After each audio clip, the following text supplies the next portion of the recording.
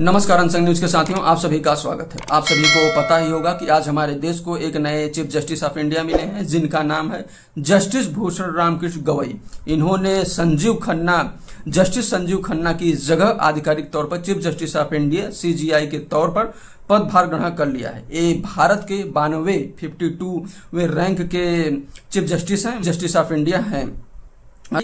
राष्ट्रपति द्रौपदी मुर्मू जी ने राष्ट्रपति भवन में आयोजित शपथ ग्रहण में चीफ जस्टिस गवई को शपथ दिलाई।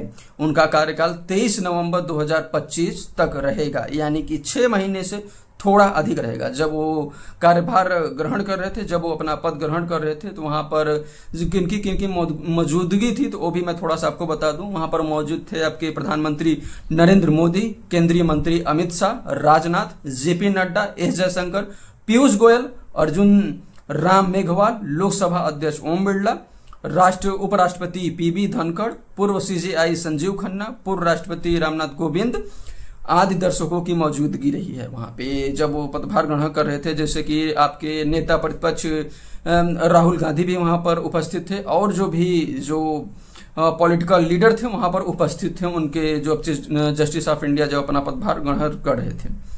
इस अवसर पर सुप्रीम कोर्ट के जज justice Suryakant, justice SG Masih, justice PS Narasimha, justice BP Nagarathna, justice Bela Trivedi आदि लोगों की भी उस जगह पे मौजूदगी थी जब चीफ जस्टिस ऑफ इंडिया अपना पदभार ग्रहण कर रहे थे। ये 92वें CJI के रूप में उत्तराधिकारी प्राप्त करने वाले जस्टिस गवई अनुसूचित जाति के समुदाय से संबंधित दूसरे CJI हैं। यानी इससे पहले कि जो CJI थे जो दलित थे, तो इससे पहले जिनका नाम था उनका नाम था जस्टिस KG बालकृष्णन। ये 2010 में थे। ये 2010 में CJI के पद से सेवानिवृत्त हुए थे, यानी कि पदभार अपना 2010 में छोड़े हुए थे। वह देश के CJI बनने वाले पहले बौद्ध जज भी थे। यानी कि सोचिए कि देश में पहले बौद्ध जो थे वो आपके जस्टिस KG बालकृष्णन थे, जो 2010 में अपने पदभार से सेवानिवृत्त हुए थे। उन्हें 24 मई 2019 को बॉम्बे हाई कोर्ट से सुप्रीम कोर्ट में पदोन्नत किया गया था। अब जो उस समय जो खबरें थी, और जिन्होंने कि यानी कि 2019 में जो थे उन्हें हाई कोर्ट से उनको पदोन्नत किया गया था। इस प्रकार से जो खबरें थी, जो आज की जो हाईलाइट खबरें थी, या फिर आप जो कहते सकते हैं कि जो बहुत इंपॉर्टेंट खबरें थे, उसको हमने आपको बताने किया। कब सोचिए कि देश को इतने वर्ष हो गए और दूसरी बार कोई दलित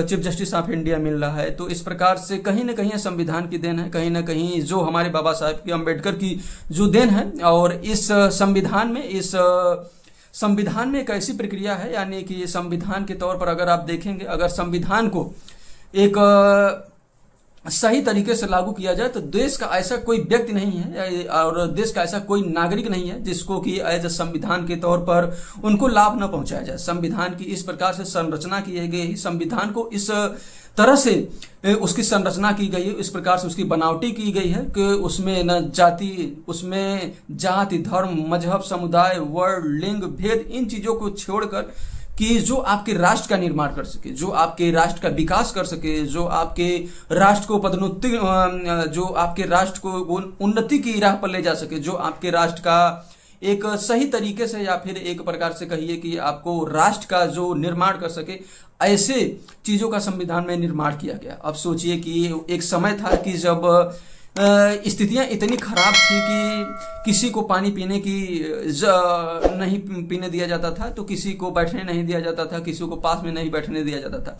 लेकिन आज संविधान की देन है, आज संविधान का तौर तरीका है, संविधान की आप कह सकते हैं कि जो संविधान ने इस प्रकार से संरचना की गई, या फिर हमारी पीढ़ियों ने हमारे जो संविधान गाथा है उसमें बहुत लोग हैं, चाहे आपके संविधान के निर्माता बाबा साहब भीमराव अंबेडकर हुए, इनका एक फादर ऑफ कॉन्स्टिट्यूशन इन्हें कहा भी जाता है, फादर ऑफ कॉन्स्टिट्यूशन बाबा भीमराव अंबेडकर कहा जाता है। इस तरीके से इन्होंने संविधान की रचना की कि आज हर एक व्यक्ति अपने समाज से लेकर अपने राष्ट्र तक का निर्माण करने का क्षमता रखता है। तो ये संविधान की देन है, लोगों की देन है, और इस संविधान को हमें और आपको बनाए रखना होगा। अगर राष्ट्र का विकास करना है तो संविधान की बहुत ही जरूरत है।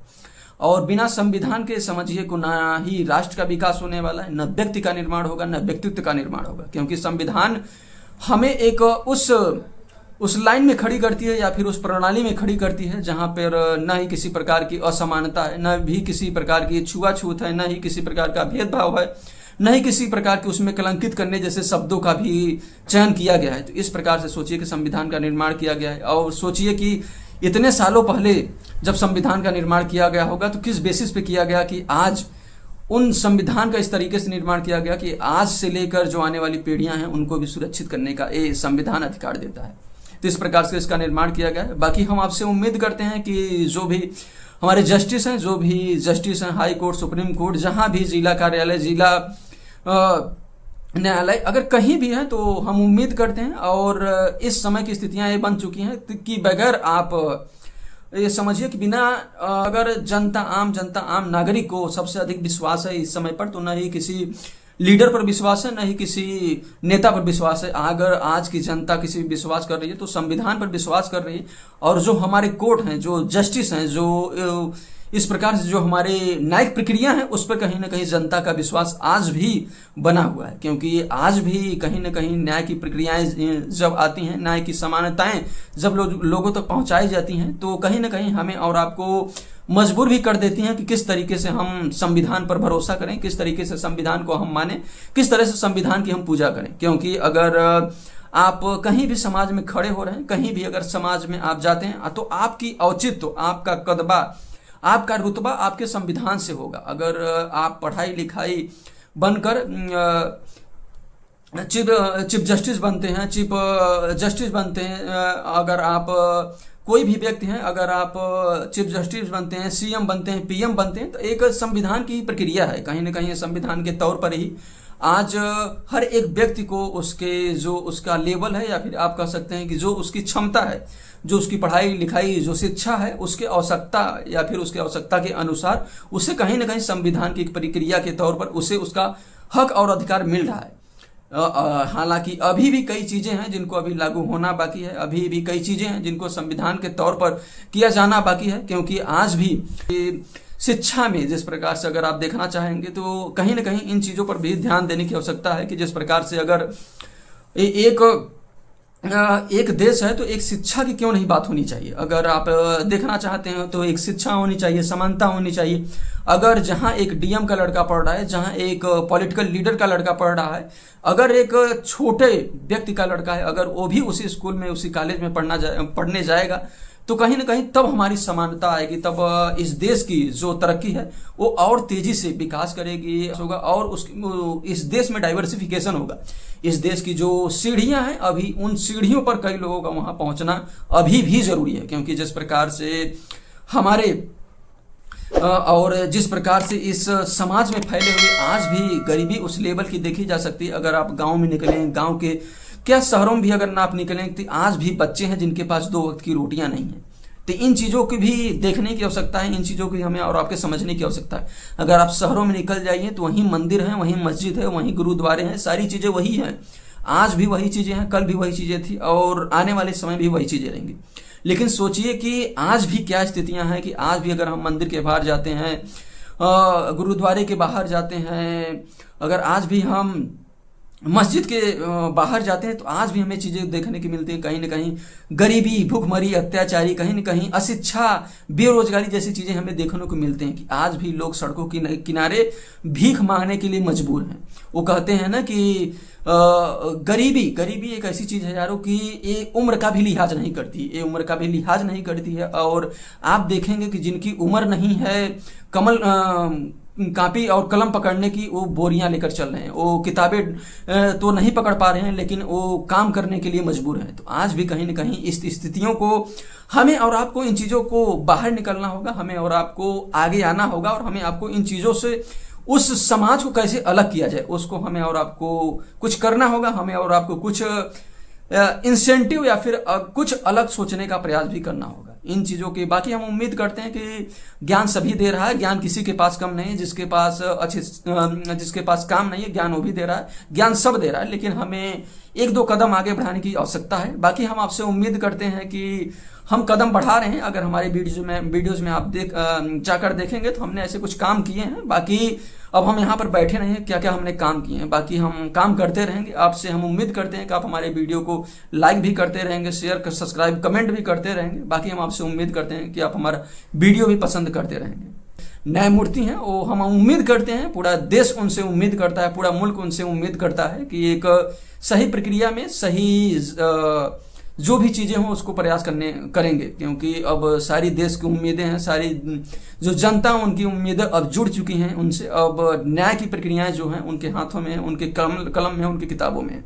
अब देखना यह है कि अब वो कौन कौन से ऐसे न्याय करते हैं जिससे कि जनता कहीं ना कहीं जनता का विश्वास बढ़े, लोगों का विश्वास बढ़े। जो नेता हैं, राजनेता हैं, जिनके ऊपर किसी प्रकार का अगर गलत काम है तो उनको गलत कहने की एक प्रक्रिया हो, गलत ठहराने की प्रक्रिया हो, तो इन चीजों को भी देखा जाएगा। बाकी अब ये तो आने वाला वक्त ही बताएगा कि किस धारणा से या फिर किस पर्पज में कौन सा जस्टिस मिल रहा है, कौन किसको कितना न्याय मिल रहा है।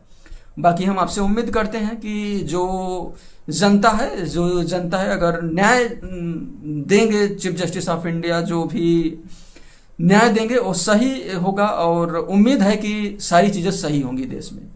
बाकी बेरोजगारी, अशिक्षा, इन चीजों पर लेकर तो बात होगी और अच्छे से बात होगी। और आप सभी को पता ही होगा ऑपरेशन सिंदूर अभी भी चल ही रहा है, और हालांकि इसे होल्ड तो कर दिया गया, लेकिन जो माननीय प्रधानमंत्री नरेंद्र मोदी है इन्होंने कह दिया है कि ये होल्ड तो है, लेकिन अगर किसी भी प्रकार से पाकिस्तान के द्वारा एक्ट ऑफ टेररिज्म किया गया तो उसे एक्ट ऑफ वार माना जाएगा। अब इस पर क्या फैसला आता है, अब पाकिस्तान के द्वारा जो कृत्य किए गए हैं, जो उनके कुकर्म थे, अब उस पर जवाब भी दे दिया गया है ऑपरेशन सिंदूर के तहत। अब तो आने वाला वक्त ही डिसाइड करेगा कि अभी पाकिस्तान को कितना सुधारना है, कितने सुधरे हैं और इनको कितना सुधारना भी बाकी है। बाकी उम्मीद पे दुनिया कायम है, उम्मीद पे हम और आप कायम है। बाकी अब किसको कितना सुधरना है, वो कहते हैं ना कि कुत्ते की पूंछ कितना भी सीधा कर लिया जाए, कितनी भी कर लिया जाए, लेकिन वो सीधा होने का नाम नहीं लेता है। तो कहीं ना कहीं पाकिस्तान की स्थितियां यही देखने को मिल रही। आए दिन सीज फायर, आए दिन गोला बारूद, आए दिन ड्रोन जैसे काम किए जा रहे हैं उसके द्वारा। इन चीजों को भी उसको देखने की आवश्यकता है कि कहीं ना कहीं वो अपने गिरेबान में झांक कर देखे, कि इतने दिनों से ये पीएम जो आए हैं इन्होंने भी कहा कि हमने आतंकवादियों को पनाह दिया। इससे पहले जो जेल में है उन्होंने भी कहा था कि हमने आतंकवादियों को पनाह दिया है। तो इन चीजों को पनाह देने की बजाय उनकी सफाइयां करे पाकिस्तान, नहीं तो एक दिन ऐसा आएगा कि पाकिस्तान पूरी तरह से विलय कर लिया जाएगा हिंदुस्तान में। क्योंकि पाकिस्तान का जन्म ही हिंदुस्तान से हुआ है, तो उसको विलय करने में बहुत आवश्यकता नहीं होती, बहुत मशक्कत करने की आवश्यकता नहीं है। क्योंकि अगर पाकिस्तान अपने गिरेबान में झांक कर नहीं देखता है, गिरेबान अपनी वो झांक कर नहीं देखता है और वहां सुधरने की कोशिश नहीं करता है, तो कहीं ना कहीं अब पाकिस्तान को इसका खामियाजा भी भुगतना पड़ेगा। और उसके जो कुकृत्य हैं, जो उसके कुकर्म हैं, उसको कहीं ना कहीं उसको भुगतना पड़ेगा। अब के नक्शे में उसको अवतरित कर लिया जाए, उसको विलय कर लिया जाए। तो ऐसा अगर किसी दिन भी अगर ऐसी आवश्यकता पड़ती है तो पूरा देश, पूरा मुल्क एक है। और अगर इनको आवश्यकता कभी भी ऐसी आवश्यकता होती है तो कहीं ना कहीं जनता भी जवाब देगी, और जो पॉलिटिकल लीडर हैं वो तो जवाब दे ही रहे हैं। और हमारी जो आर्मी, नेवी और जो एयरफोर्स है, कहीं ना कहीं इसका ऐसा जवाब दिया गया कि पाकिस्तान के द्वारा खुद ही सरेंडर करना पड़ा। ये 65 का युद्ध भूल गए, 71 का युद्ध भूल गए, 99 का युद्ध को भूल गए। अब लग रहा है कि इनको 25 में भी कुछ तूफानी करना है। अब इनको कुछ तूफानी सबक सिखाएगी हिंदुस्तान की सेना, आर्मी, नेवी, जो एयरफोर्स। हालांकि कह दिया गया कि अब जो भी हमारी सेना है एक रेडार पे है, या फिर आप एक लोकेशन पे है, एक ऐसा लोकेशन पे है, अगर किसी पाकिस्तान के द्वारा एक्ट ऑफ टेररिज्म किया जाता है तो उसे एक्ट ऑफ वार माना जाएगा। बाकी हम आपसे उम्मीद करते हैं कि जो देश की सरकार है, जो हमारी देश की सेना है, ये सशक्त है, एक सशक्त राष्ट्र को बनाने के काम करेगी, एक सशक्त राष्ट्र का निर्माण करने का प्रयास जरूर करेगी। जो 2047 का लक्ष्य रखा गया उसे पूरा करने का प्रयास अवश्य किया जाएगा। बाकी उम्मीद पे दुनिया कायम है, उम्मीद पे हम और आप कायम हैं। बाकी दुनिया का क्या काम है, दुनिया चल रही, हम भी चल रहे हैं, आप भी चल रहे हैं। अब आई तो आने वाला वक्त ही बताएगा कौन किसको कितनी चीजें डाइवर्सिफिकेशन हुई, कौन किसमें क्या चीजें निर्माण हुई हैं, ये तो आने वाला वक्त ही बताएगा। बाकी जो चीफ जस्टिस ऑफ इंडिया बने उनको ढेर सारी शुभकामनाएं, ढेर सारे प्यार और इस मुल्क का भी प्यार है, हर लोगों का प्यार है और वो न्याय अवश्य करेंगे। जय हिंद, जय भारत।